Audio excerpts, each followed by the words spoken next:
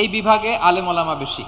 তার প্রমাণ এখানে এই বরিশালের ভেতরে আছে সারসিনা দরবার, ঠিক কিনা বলে? অনেক হাক্কানি একটা দরবার। সারসিনার মরহুম পীর সাহেব হুজুরের খেদমত করেছি আমি অনেকবার, সুযোগ হয়েছিল আমার ছাত্র জামানায়। তো ওনাদের মাদ্রাসা কেন্দ্রিক অনেক খেদমত, আলহামদুলিল্লাহ।